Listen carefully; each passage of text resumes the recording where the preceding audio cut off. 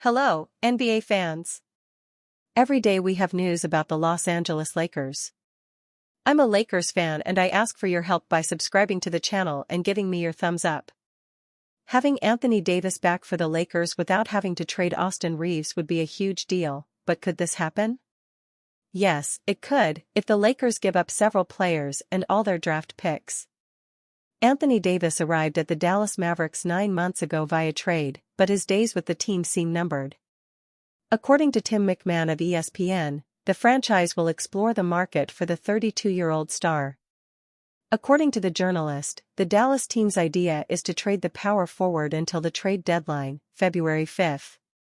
In other words, the Mavs will have almost 3 months to trade Davis.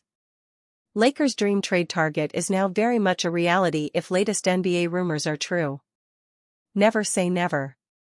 Don't look now, but the Los Angeles Lakers' dream trade just got one step closer to becoming reality. Milwaukee Bucks superstar Giannis Antetokounmpo just requested a trade, which is sure to throw the league into chaos.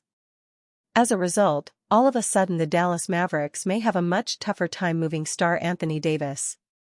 After all, his trade value appears to be surprisingly low, with few teams seemingly willing to match the Mavericks' asking price. If Giannis isn't moved until late January or early February, the Mavericks risk being unable to move him this season. That would probably result in his trade value sinking ever lower heading into the offseason. That could result in the Mavs being forced to lower their asking price, which would increase the likelihood that the Lakers could get in on a potential Davis trade. Davis, of course, spent 5 seasons with the Lakers and helped them win a championship in 2020 before being traded last February for Luka Doncic. Los Angeles Lakers receive Anthony Davis. Dallas Mavericks receive Gabe Vincent, Maxi Kleber, Rui Hachimura, Jared Vanderbilt, 2031 first, 3-pick swaps. Brooklyn Nets receive Dalton Knecht, 2032 Lakers second. The Lakers must bring Anthony Davis back to become a true contender. Bringing him back would be a huge boon for the Lakers, who could pair him with Doncic, Austin Reeves, and LeBron James. Although his age and injury history remain a concern, the Lakers know how to get the best out of Davis, and he put up some of the best numbers of his career as a member of the Lakers. He also will be playing with Doncic for the first time, and he should thrive playing alongside a playmaker of his caliber. Additionally, he could play power forward while DeAndre Ayton continues to start at center, giving Los Angeles a massive frontline with LeBron, Davis, and Ayton with Doncic and Reeves in the backcourt.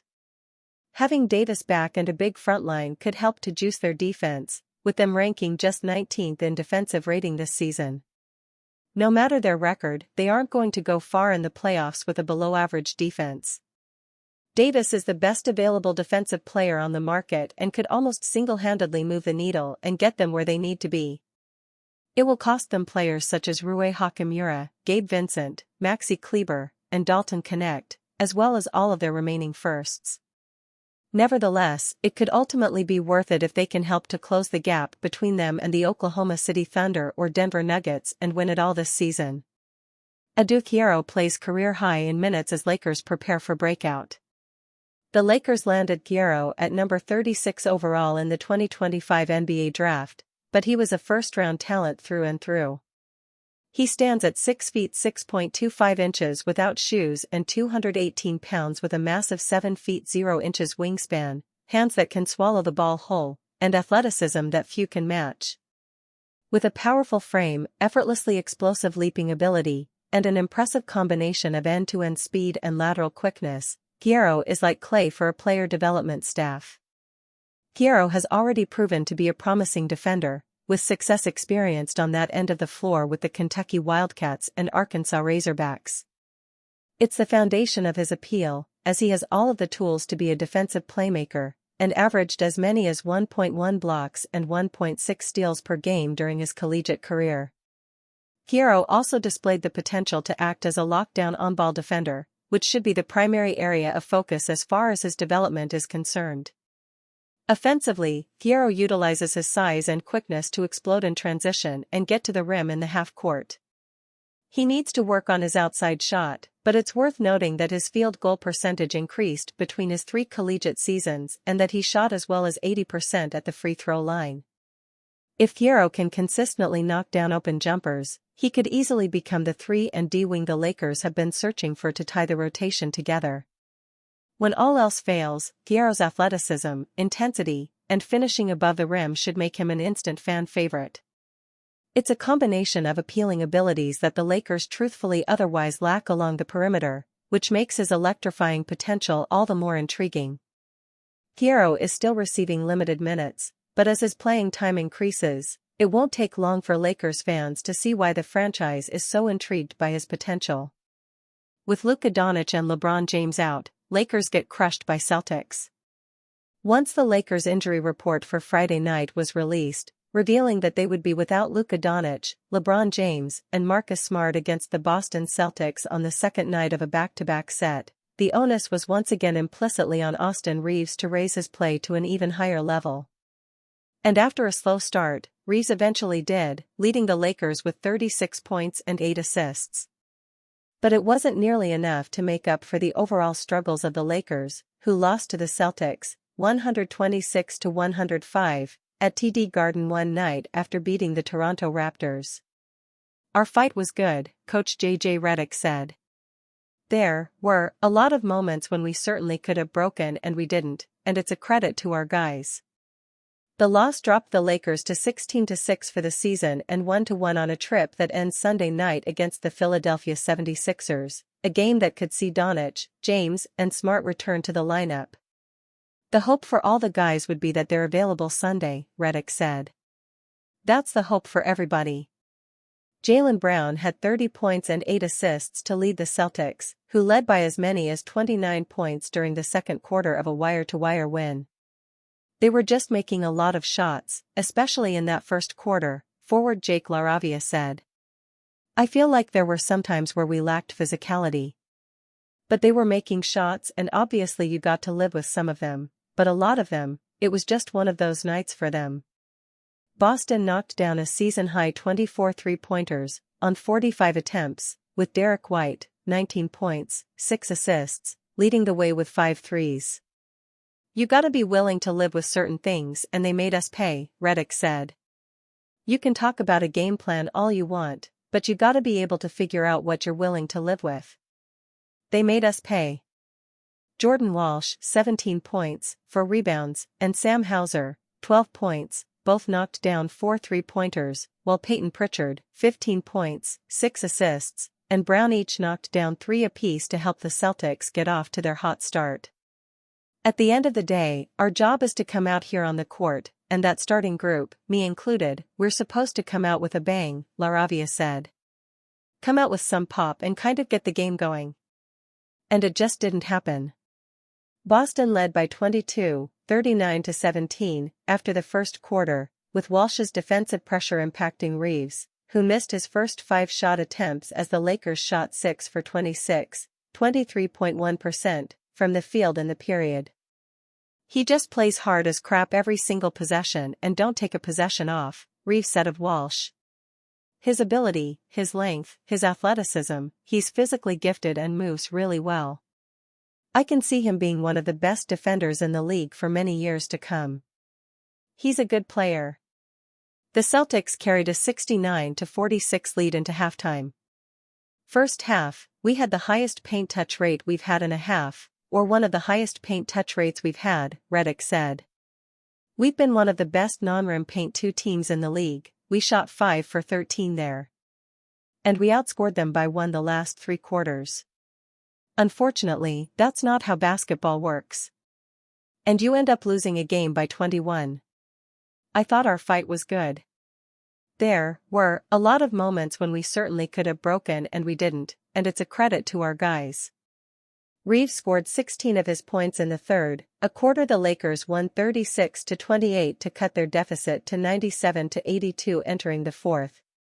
But the Celtics opened the final quarter with a 9-0 run on 3-pointers from Walsh, White and Hauser, to extend their lead to 106-82.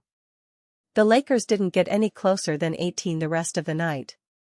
Gabe Vincent had 18 points on 5 of 10 shooting for the Lakers, while two-way contract guard Nick Smith Jr. and starting forward Rui Hachimura both scored 13 points. "Some of their looks early, they got us," Vincent said. "In terms of, they got space, they got a shot up. Boston's been doing that for years, coming out in the first quarter and getting hot." Lakers bring back first-round pick named Kobe for NBA G League. Kobe Buffkin is keeping his bags packed. After a short stint with the Memphis Grizzlies, he's back in the Los Angeles Lakers organization. The South Bay Lakers announced Buffkin has been returned to them in the G League. Buffkin had signed with the Grizzlies on a hardship contract. Once that scenario ended, it allowed Buffkin to return to South Bay. Buffkin was the number 15 overall pick in the 2023 NBA draft by the Atlanta Hawks. The 6'4" Buffkin is a lefty from the University of Michigan.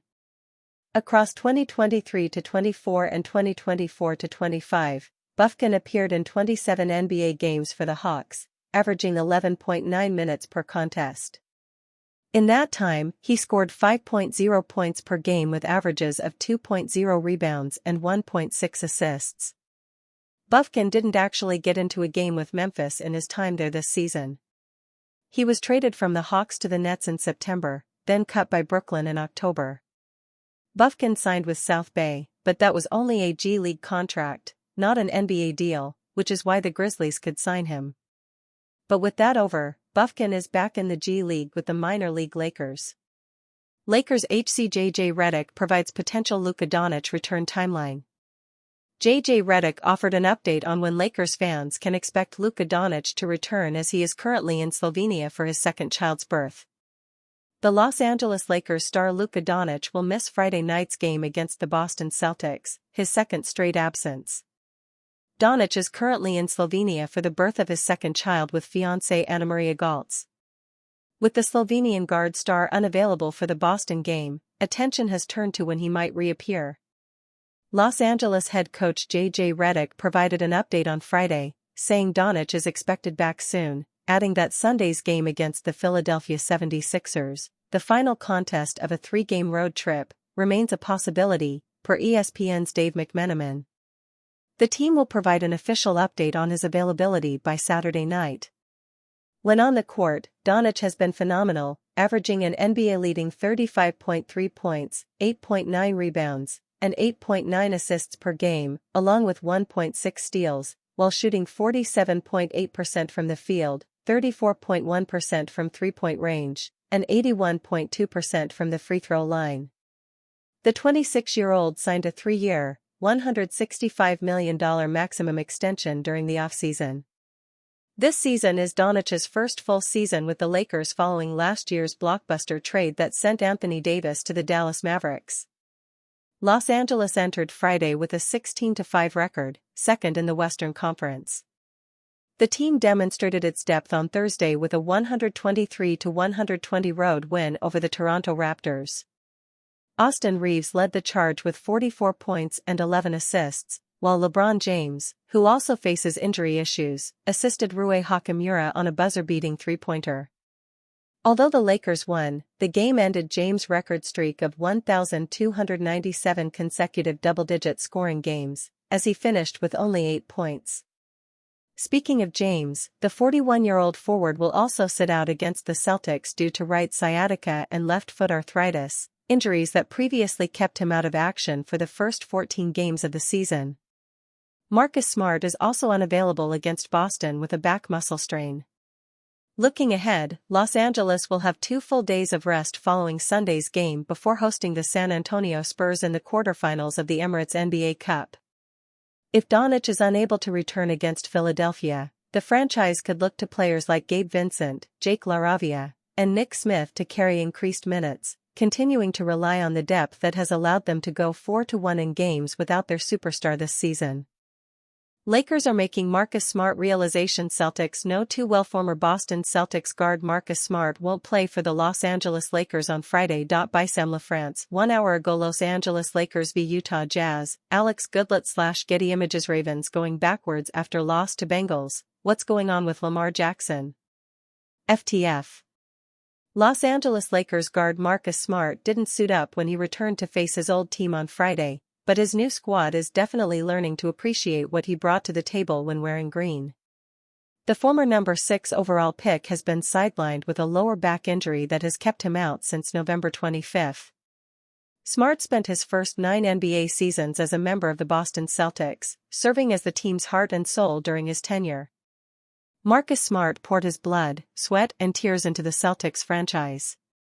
Emotions were high during his tribute video for his return. pic.twitter.com/6wguybs. Celtics on NBC Sports Boston, at NBCS Celtics, February 4, 2024.